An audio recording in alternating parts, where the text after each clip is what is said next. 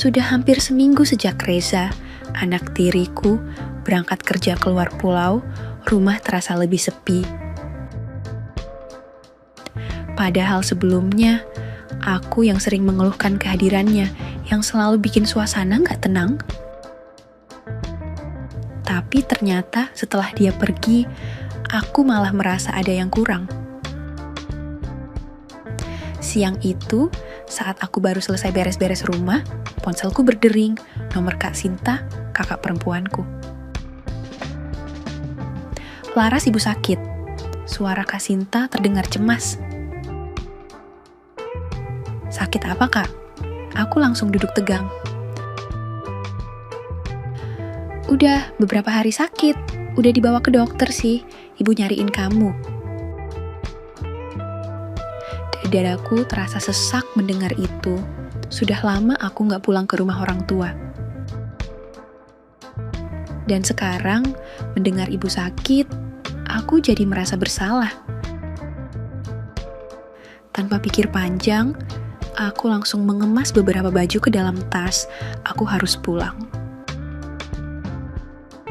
Perjalanan ke rumah orang tuaku di kampung memakan waktu beberapa jam naik bus. Selama di perjalanan, pikiranku melayang ke Reza. Aku belum sempat memberitahu dia soal kepulanganku ini. Begitu sampai di rumah, aku langsung disambut Kak Sinta yang terlihat lelah.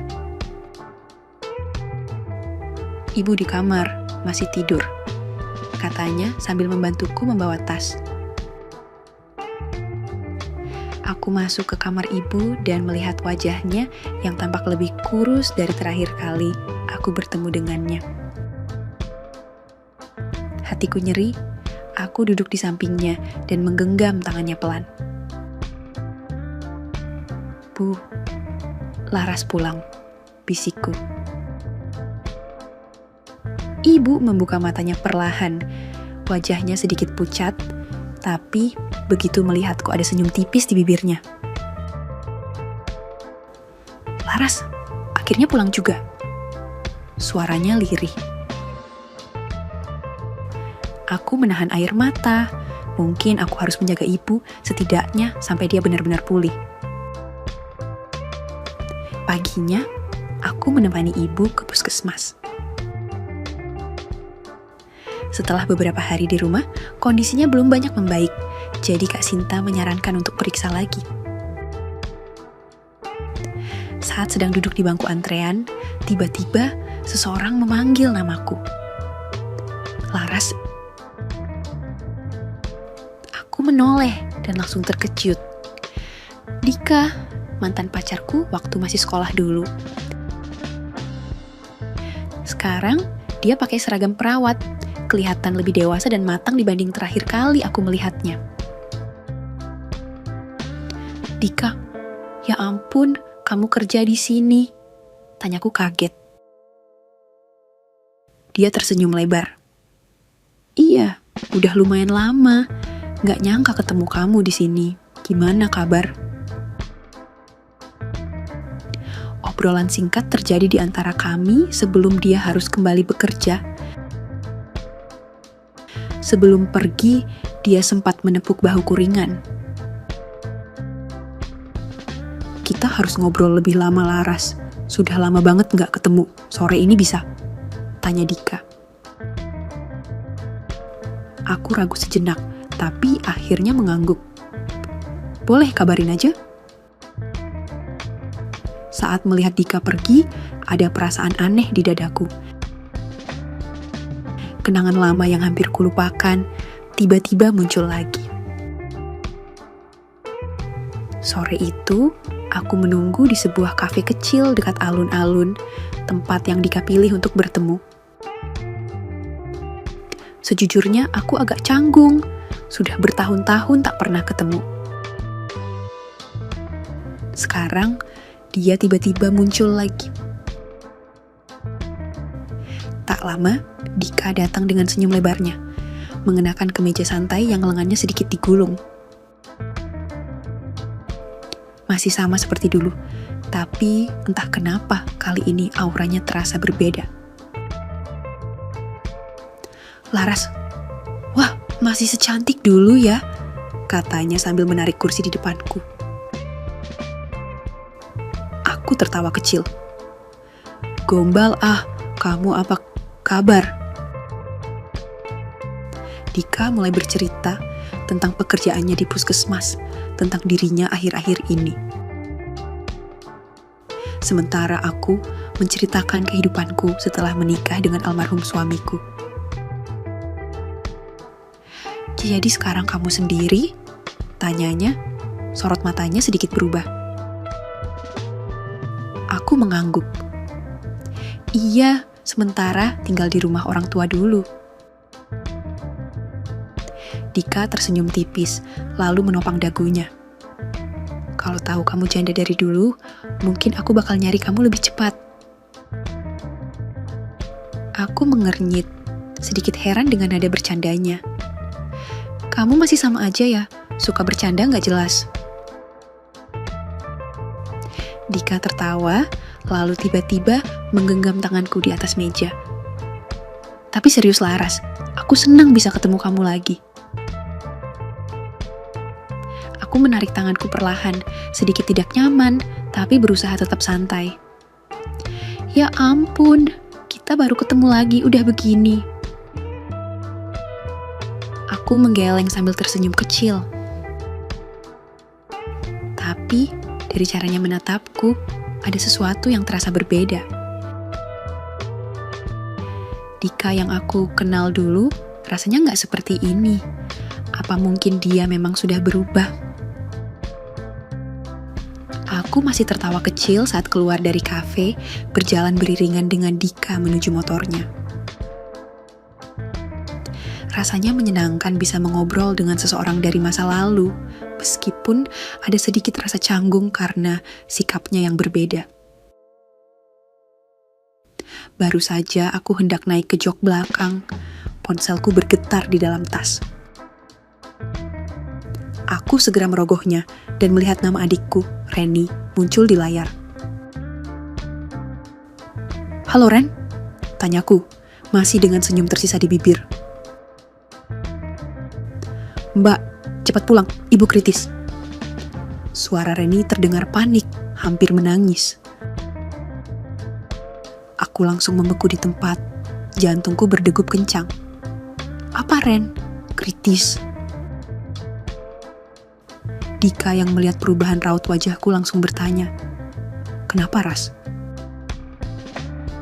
Aku tak menjawab, buru-buru memasukkan ponsel ke tas. Dika, antar aku pulang sekarang. Tanpa bertanya lagi, Dika segera naik ke motornya. Aku ikut naik dan tanpa banyak bicara, dia langsung tancap gas menuju rumah. Setibanya di rumah, aku melihat beberapa tetangga sudah berkumpul di ruang tamu. Aku bergegas masuk ke dalam kamar ibu, di mana Reni dan ayahku sudah ada di sana. Ibu, Laras pulang, bisik Reni sambil mengusap tangan ibu yang terkulai lemah di atas selimut. Mataku langsung panas melihat ibu yang terbaring dengan wajah pucat dan napas tersengal. Aku duduk di samping ranjangnya, menggenggam tangannya erat. Ibu, aku pulang. Ibu jangan gitu ya. Ibu membuka matanya perlahan, tatapannya sayu, tapi bibirnya bergetar seolah ingin bicara. Aku mendekat, menunggu suaranya yang lemah. Laras. Ibu menarik napas pelan, lalu menggerakkan pandangannya ke arah pintu. Aku menoleh dan melihat Dika berdiri di ambang pintu, masih dalam posisi setengah ragu apakah dia harus masuk atau tidak. Ibu tersenyum kecil, lalu menatapku lagi. Nak, ibu ingin kamu segera menikah lagi. Aku tertegun, sekilas aku melihat ibu melirik ke arah Dika, seolah memberi isyarat. Dika yang menyadari hal itu hanya bisa tersenyum samar.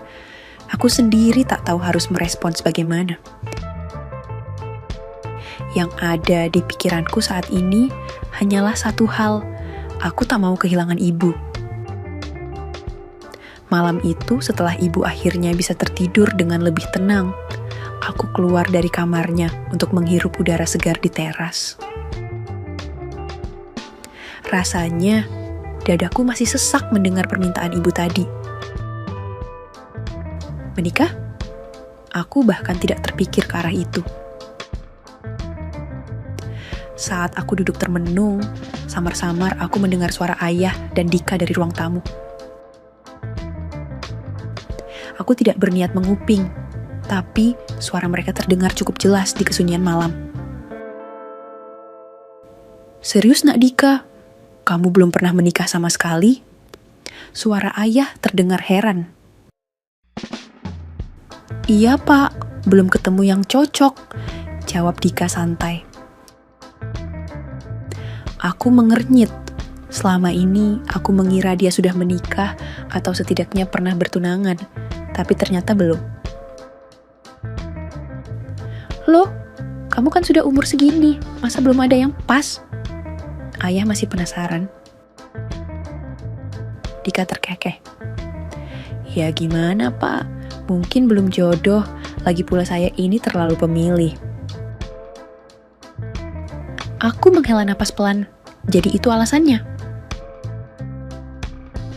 Baru saja aku mau masuk ke dalam, Reni muncul dari samping rumah, entah dari mana. Dia menatapku dengan ekspresi penuh arti. Mbak, awas hati-hati sama Dika. Aku menoleh, bingung. Maksudmu? Reni mendekat, lalu berbisik. Dika itu buaya mbak, playboy kelas kakap, makanya dia belum nikah sampai sekarang. Aku mengerutkan kening. Dari mana kamu tahu? Aku punya teman yang kerja di rumah sakit lain dan dia cerita kalau Dika itu suka gonta-ganti cewek. Banyak perawat yang pernah dia dekati, tapi semuanya cuma sebentar. Ada yang dikasih harapan, tapi akhirnya ditinggal gitu aja. Aku terdiam, mencerna ucapan Reni. Jadi, aku menghela napas. Dia mungkin juga cuma iseng ketemu aku lagi. Reni mengangkat bahu. Aku nggak tahu pasti, tapi aku cuman nggak mau mbak nanti jadi korban. Aku menatap ke arah ruang tamu, tempat Dika dan ayah masih berbincang. Sekarang, aku mulai melihatnya dengan cara yang berbeda. Entah kenapa, perasaan waspada mulai muncul di dalam dadaku. Siang itu, Dika menjemputku. Kami sudah bikin janji kemarin. Aku sebenarnya masih sedikit ragu setelah mendengar cerita dari Reni. Tapi, gak ada salahnya. Aku juga ingin mendengar langsung dari Dika. Kami melewati beberapa tempat yang dulu sering kami kunjungi. Taman kota, kedai es krim favorit kami dulu, bahkan sekolah lama kami. Dika sesekali bercerita tentang masa lalu, membuatku sedikit larut dalam kenangan dan tanpa sadar hari mulai sore. Kamu capek nggak? Mau mampir ke rumahku bentar? Tawar Dika tiba-tiba. Aku sedikit ragu. Hah, rumahmu? Dika mengangguk. Iya, Ras. Sekalian istirahat bentar sebelum aku antar kamu pulang. Aku berpikir sejenak. Tidak ada salahnya kan? Lagi pula, sudah lama aku tidak main ke rumah Dika. Ya udah deh, boleh, jawabku akhirnya. Dika tersenyum senang, lalu memutar mobilnya ke arah rumahnya. Rumah Dika tidak banyak berubah. Sejak terakhir kali aku ke sana, masih terlihat rapi dan nyaman. Masuk aja, Ras. Anggap aja rumah sendiri, katanya sambil membuka pintu untukku. Aku melangkah masuk, melihat sekeliling. Ruangan itu cukup nyaman, dengan sofa empuk dan televisi besar di sudut ruangan. Kamu duduk aja dulu, aku ambil minum, ujar Dika sambil menuju dapur. Aku duduk di sofa, mencoba merasa nyaman. Tidak lama kemudian, Dika kembali membawa 2 gelas jus dingin. Ini, biar seger, katanya sambil menyerahkan 1 gelas air dingin padaku. Aku menerima dan menyeruputnya perlahan. Segar memang, tapi ada hal lain yang lebih menarik perhatianku. Dika duduk di sebelahku, lebih dekat dari yang aku duga. Kamu masih betah di kampung? Tanyanya tiba-tiba. Aku mengangguk. Iya, lagi pula ibu lagi sakit, jadi aku harus di sini dulu. Dika mengangguk pelan. Tapi nanti kalau kamu balik ke kota, masih mau ketemu aku? Aku menoleh, menatap matanya. Entah kenapa, ada sesuatu dalam tatapannya yang terasa berbeda. Kenapa nanya gitu? Tanyaku pelan. Dika tersenyum kecil. Nggak tahu, aku cuma senang bisa ketemu kamu lagi. Aku ikut tersenyum. Aku juga. Dika menatapku dalam-dalam. Kalau gitu, jangan jauh-jauh dari aku ya. Aku merasakan jantungku berdebar lebih cepat. Ada sesuatu dalam kata-katanya. Membuatku bingung, tapi juga entah bagaimana, membuatku nyaman. Aku masih duduk di sofa rumah Dika, membiarkan suasana tenang mengalir di antara kami.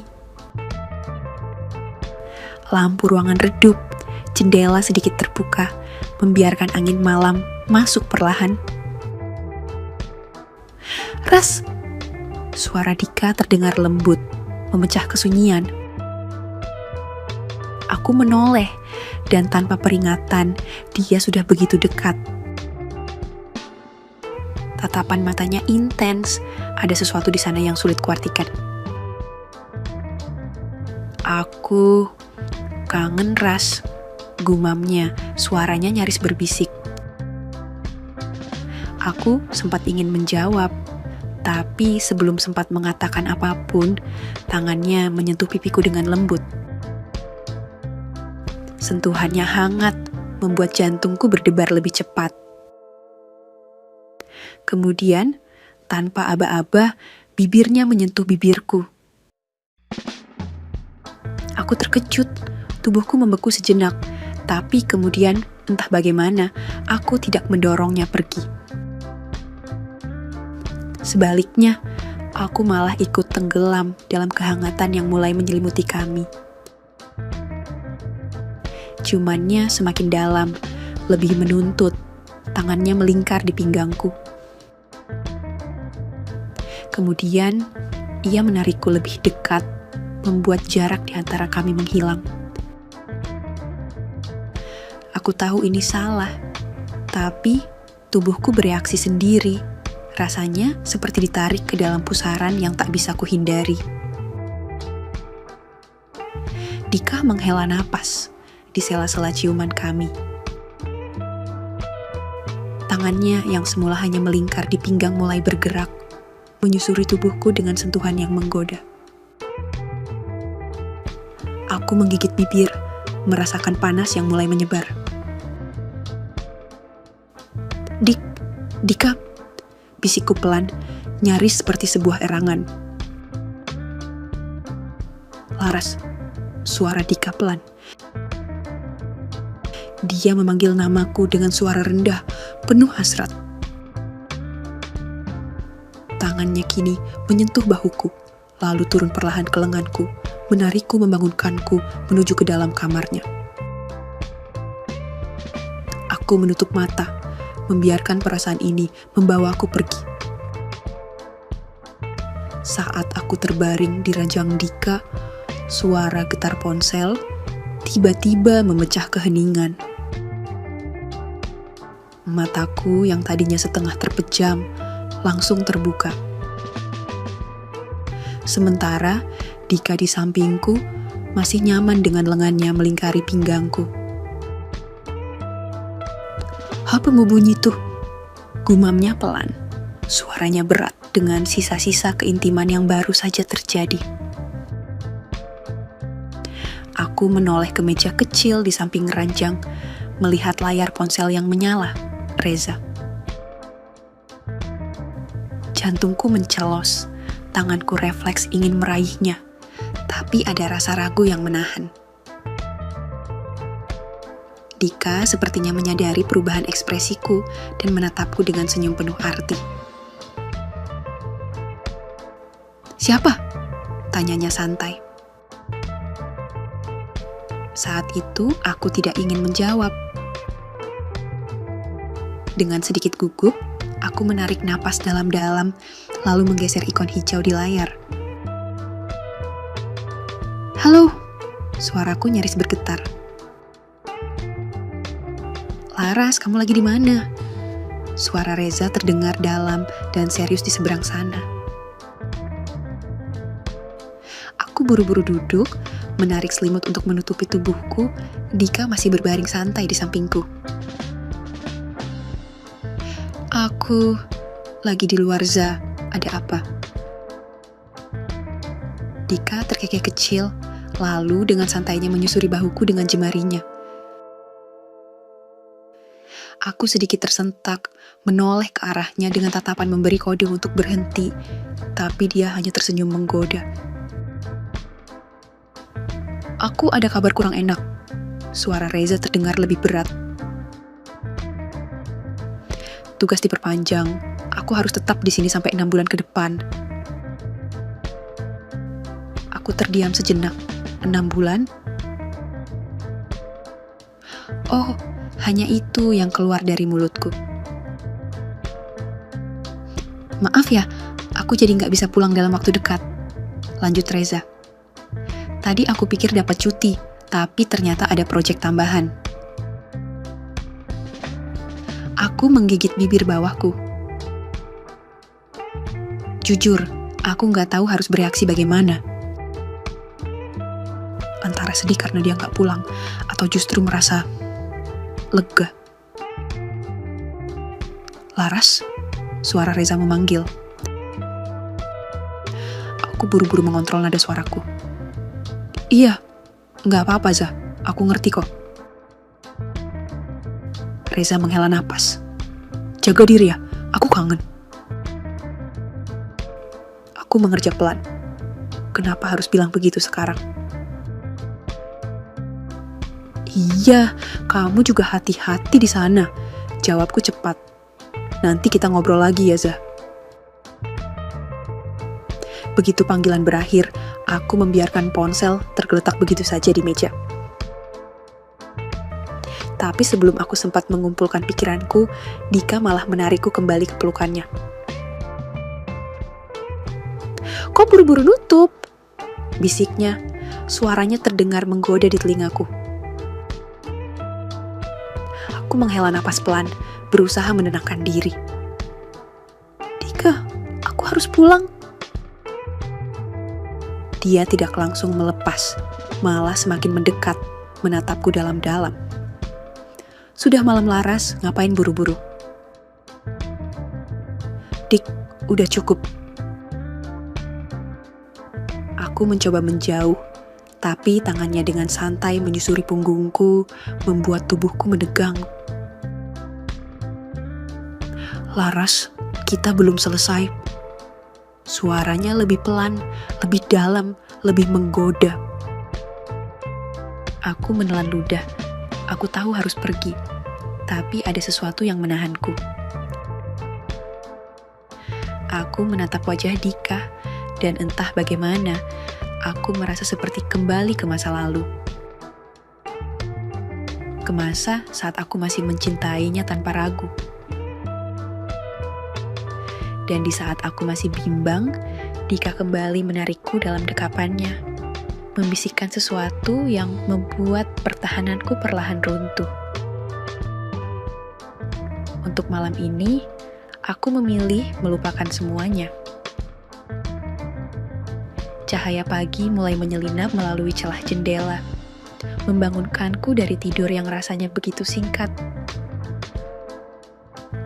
Saat aku bergerak pelan, tiba-tiba ada lengan yang menarikku kembali. "Udah mau kabur?" Suara berat Dika terdengar serak di telingaku. Aku tersenyum kecil. Aku harus pulang, gak enak kalau kelamaan di sini. Dika malah semakin mendekat, tangannya melingkari pinggangku. "Sebentar lagi ya," bisiknya. Aku sempat ragu, tapi tatapan Dika yang begitu intens membuatku kembali terbawa suasana. Lagi-lagi, aku terhanyut dalam dekapannya, mengabaikan logika yang seharusnya menahanku sejak awal. Setelah semua selesai, aku segera bangkit dan bersiap. Dika tersenyum puas, sambil mengacak rambutku sebelum menarikku ke kamar mandi. "Kita mandi bareng aja," godanya. Aku memukul lengannya pelan. "Kamu tuh ya, gak ada habisnya." Dika tertawa pelan, tapi tetap menarikku masuk ke kamar mandi bersamanya. Setelah beres, Dika mengantarku pulang. Namun, begitu sampai di rumah, aku langsung disambut tatapan tajam bapak. "Kamu dari mana semalam?" Suaranya dingin dan penuh kecurigaan. Aku merasa tenggorokanku mendadak kering.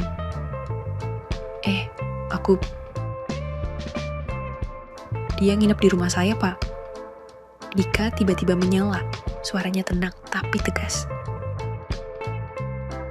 Bapak mengembuskan napas panjang, wajahnya memerah menahan emosi. "Kalian udah gak bener, seenaknya, nginep bareng sebelum nikah." Aku menunduk, sementara Dika hanya diam, membiarkan bapak meluapkan kemarahannya. "Kalian harus segera menikah," kata bapak akhirnya. Aku tersentak, menatap bapak dengan mata membesar. "Pak, secepat itu?" Bapak balas menatapku tajam. "Kamu pikir tetangga gak lihat? Nama baik keluarga kita juga harus dijaga laras."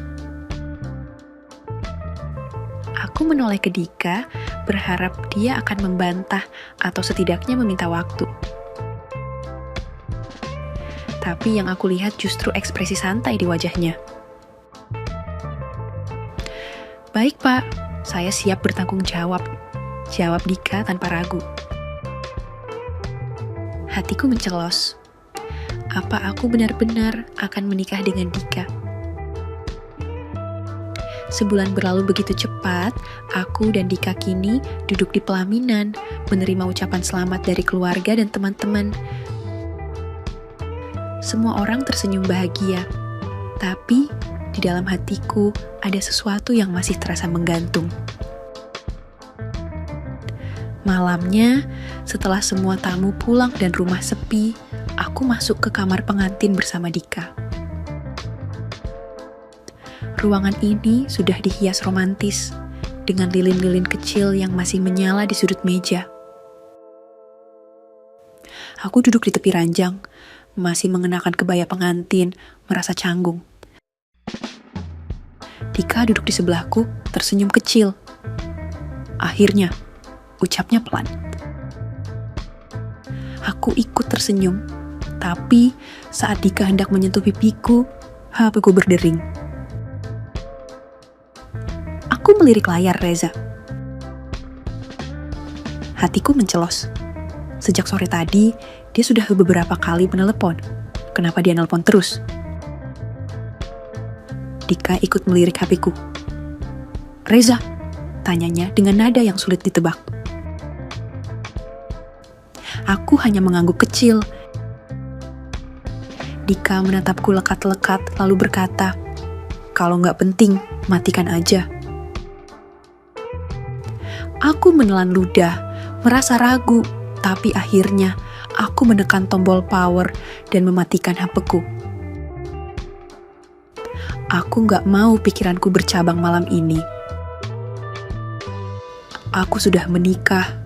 Aku harus fokus pada suamiku sekarang. Dika tersenyum puas, lalu tangannya terulur menyentuh daguku dengan lembut. "Ayo kita mulai hidup baru kita," bisiknya. Aku terdiam beberapa saat, lalu mengangguk. Dika mendekat, mengecup keningku perlahan, sentuhannya hangat, berbeda dari yang pernah kurasakan sebelumnya. Aku menutup mata, mencoba meresapi momen ini tanpa memikirkan masa lalu. Aku ingin fokus pada Dika, pada pernikahan ini. Pelukan Dika semakin erat, nafasnya terasa di kulitku. Malam itu, aku membiarkan diri terbawa dalam dekapannya, meninggalkan semua kegelisahan yang sempat muncul. Aku memilih untuk menatap ke depan. Saat aku terbaring dalam pelukan Dika, setelah semuanya usai, aku menatap langit-langit kamar dengan perasaan campur aduk. Aku sudah menjadi istrinya. Aku sudah memulai hidup baru. Reza hanya bagian dari masa lalu. Aku menarik napas dalam. Mulai sekarang, aku harus benar-benar fokus pada keluargaku. Aku harus jadi istri yang baik. Aku menoleh ke Dika yang masih terjaga dan menatapku. "Menyesal?" tanyanya setengah bercanda. Aku menggeleng, lalu tersenyum tipis. "Enggak, aku mau jalani semuanya dengan kamu." Dika tersenyum lega, lalu menarikku ke dalam pelukannya lagi. Aku memejamkan mata, mencoba meyakinkan diri bahwa aku telah membuat keputusan yang benar. Malam pertama ini adalah awal dari segalanya. Tamat. Oke. Segitu dulu untuk kali ini dan semoga kalian, bosku semua, terhibur hari ini ya. Sekali lagi, tidak pernah lupa, Mimin ingin mengingatkan bahwa tidak ada maksud untuk merusak moral. Tapi di sini, kami selaku admin channel Makyem hanya berbagi pengalaman dari viewer saja yang tentu saja tidak untuk ditiru. Terima kasih sudah mau mendengarkan kisah nyata ini. Ambil baiknya dan buang buruknya dari cerita kisah ini. Semoga hal seperti ini tidak terjadi kepada kita semua, bosku. Dan semoga kita semua dilindungi dari mara bahaya. Amin ya rabbal alamin. Terima kasih dan sampai jumpa di cerita selanjutnya. Jangan lupa like, komen, share, dan subscribe. Oh iya, kira-kira kalian semua, bosku yang terhormat, kepengen kisah-kisah yang seperti apa lagi nih? Tolong berikan komentar-komentar kalian di video ini ya.